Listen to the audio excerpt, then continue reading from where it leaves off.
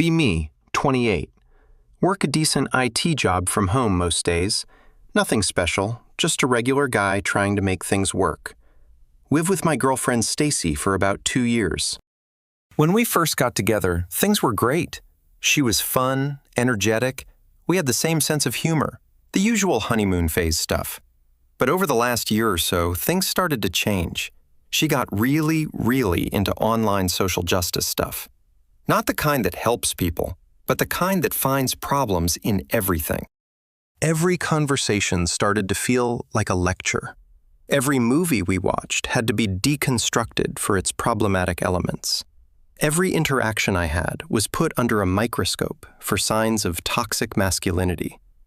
It was exhausting.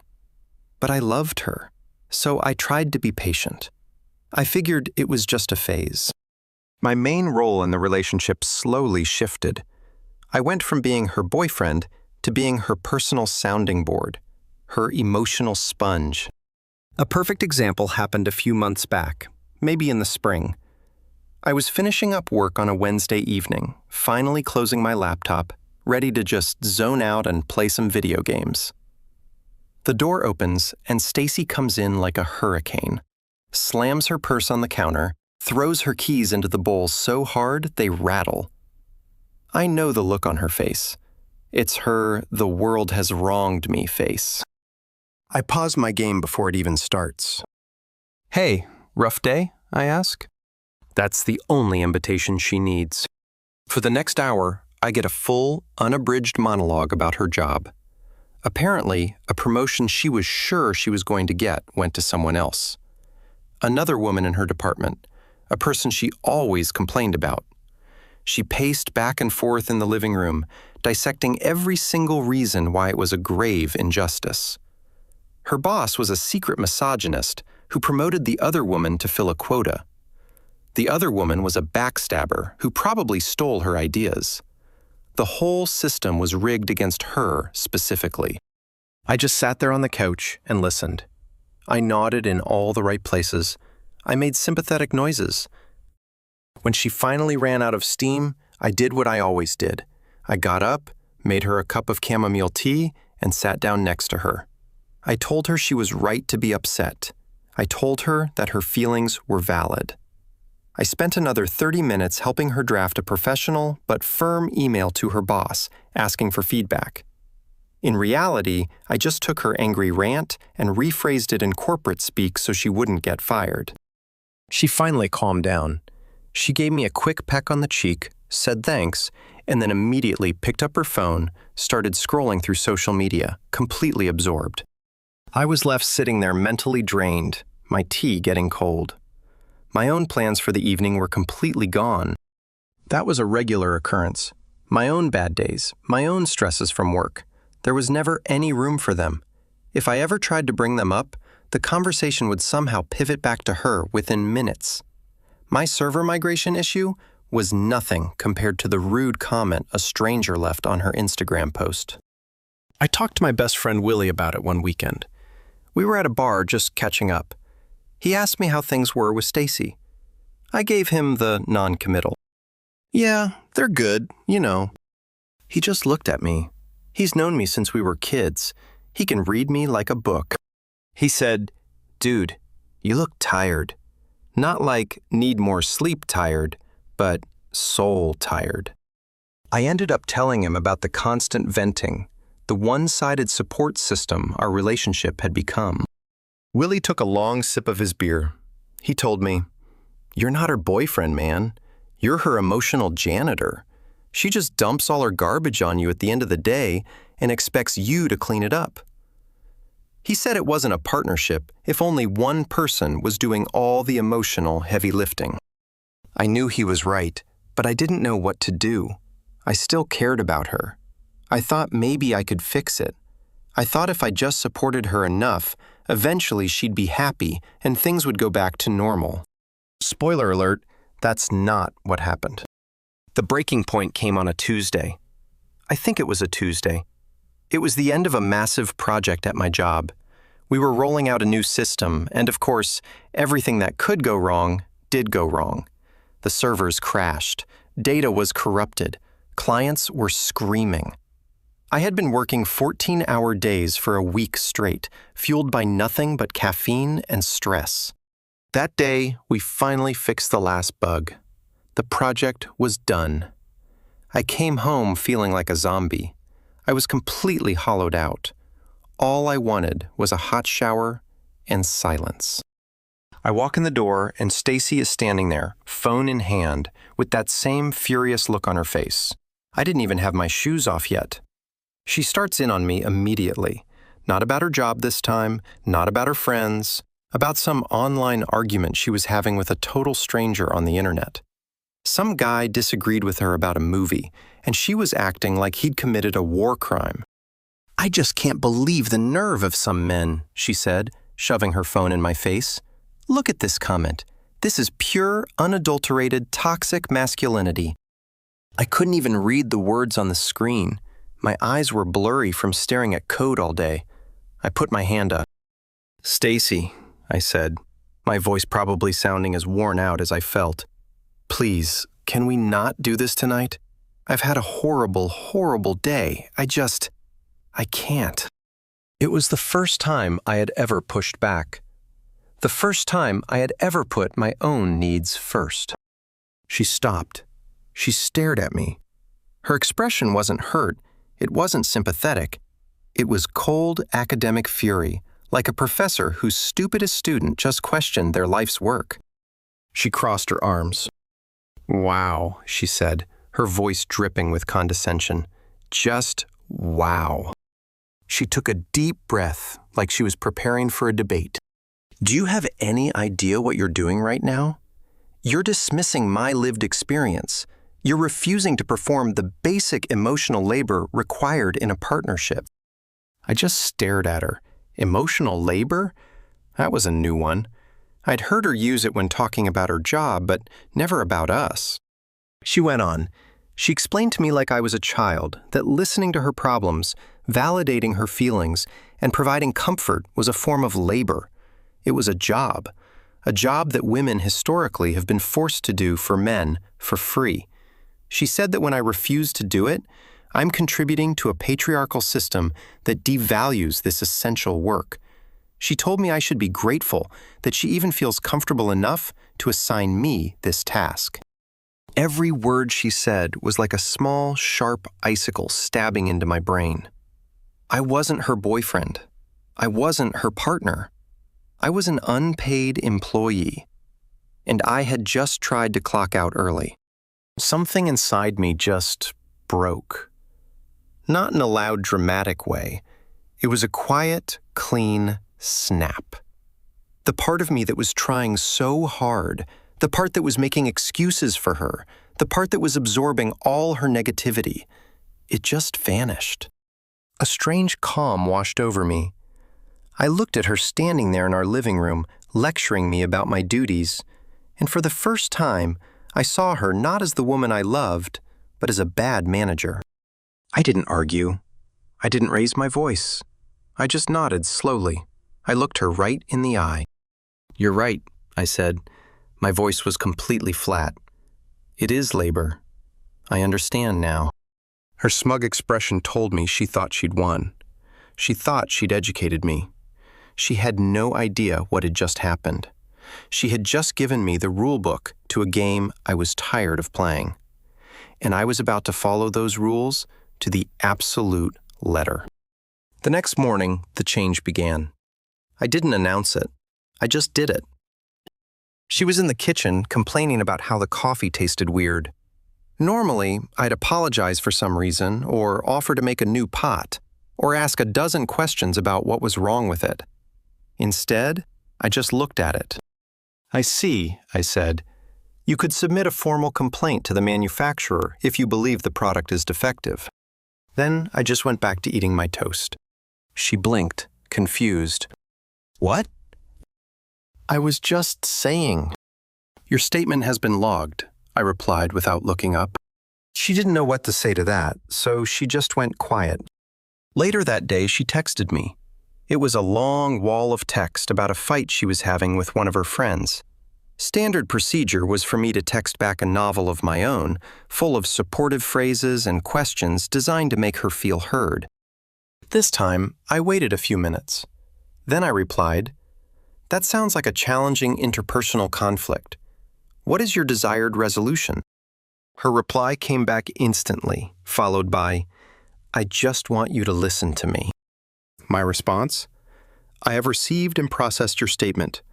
Do you require a data-driven analysis or a list of potential conflict resolution strategies?" She just sent back a single, angry, thumbs-down emoji. I didn't reply. This went on for weeks. I was the perfect boyfriend on paper. I still did my share of the chores, sometimes even more. I was polite, I was punctual, I asked about her day. But when she answered, when she started her usual venting, I became a corporate HR robot. My coworker took credit for my idea. "Have you documented this incident with a timestamp and reported it through the proper channels? I feel like my friends are leaving me out. Have you reviewed the terms of your social contract with these individuals? Perhaps a renegotiation is in order. I just feel so sad today, and I don't know why." Emotional states without clear causal factors can be difficult to analyze. I recommend monitoring your symptoms and consulting a professional if they persist. It was driving her insane. She couldn't get angry at me because I wasn't being mean. I was being logical and helpful. I was offering solutions, but I wasn't giving her what she actually wanted. My emotional energy, my sympathy, my soul. I was no longer her janitor. I was now a help desk technician, and she didn't have the right ticket number. One Saturday night, we went to a party at a mutual friend's house. It was the first time we'd socialized as a couple in a while. Stacy was in a circle with some of her friends, and I was on the other side of the room talking to Willie. He gave me a look. "So, how's the new management style working out?" I just smiled. "Productivity is down, but my personal morale is at an all-time high." He clapped me on the shoulder, laughing. Later in the evening, I saw Stacy get into a debate with some guy. It was getting a little heated. The guy wasn't being aggressive, but he was challenging her points, and she was getting flustered. She kept glancing over at me. It was the silent signal, the "come save me" look, the "get over here and back me up" bat signal she'd used 100 times before. Old me would have dropped everything and rushed to her side. I would have jumped into the argument, defended her position whether I agreed with it or not. Nume just took a sip of my drink. I met her gaze from across the room. I gave her a small, encouraging nod, a completely neutral gesture. "You got this, champ?" Her face fell. The look of betrayal was so intense it was almost comical. She quickly fumbled her way out of the conversation and came storming over to me. "Why didn't you help me?" she hissed, keeping her voice low. "Help you with what?" I asked, feigning ignorance. It seemed like a standard exchange of ideas. You appeared to be holding your own. He was being a condescending jerk. You were supposed to back me up. That's what a boyfriend does. I tilted my head. My role, as I understand it, is not to engage in your conflicts on your behalf, I said calmly. That would be overstepping my professional boundaries. However, I can offer a post-conflict debriefing session later if you'd like. She just stared at me speechless. Her mouth opened and closed a few times. She looked like I had just started speaking to her in a dead language. She turned and walked away without another word. She avoided me for the rest of the night. The ride home was completely silent. I felt nothing. No guilt, no anxiety, just a strange, peaceful emptiness. I had clocked out. The company could burn for all I cared. But the real test was yet to come.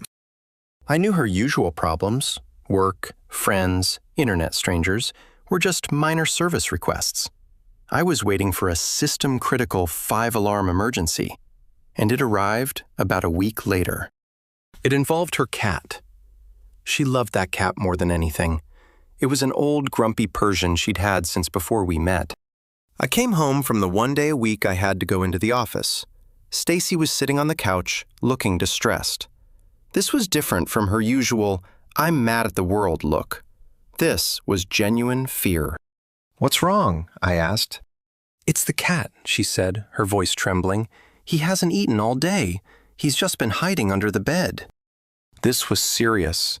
Old me would have been on the floor with a flashlight instantly, cooping at the cat, trying to coax him out.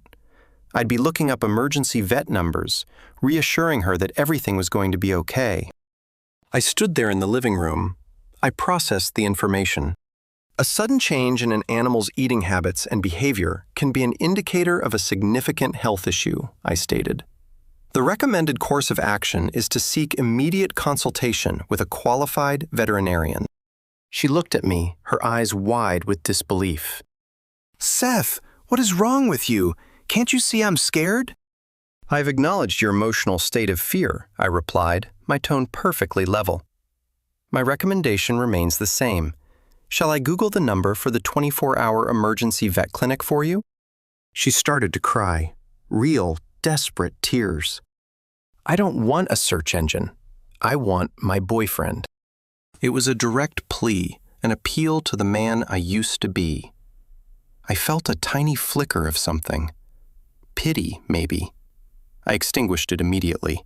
I had my new operating procedures. I had to follow them.